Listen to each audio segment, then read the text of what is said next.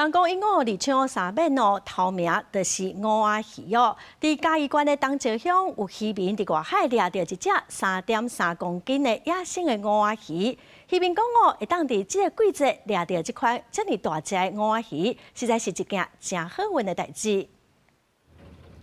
渔民使渔船，甲掠到鱼仔的网仔救起来了后，意外掠到一尾一尾的丁乌，其中阁有一尾超过一个人手的长度，重量有3.3公斤。听讲当中有人出海掠到野生的丁乌，嘛成真侪人讲要来买这种罕见鱼仔。台北几乡行开始就拢有啊，伊到2、3个的时阵，拢上大尾，一尾10几公斤的，阮遮咧掠啊。它稀少是一部分，它数量少是一部分，主要是它真的好吃啊。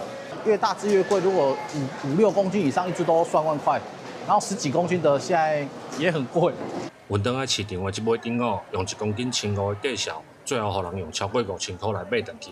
餐厅业者就表示，人讲鹦鹉2抢3变，这当中的鹦鹉就是讲这种当贵上贵的丁乌鱼。像这个季节来就是丁乌最棒的，伊个季节这丁乌咧食，肉种幼稚足香的，伊个口感咧食起来不一样。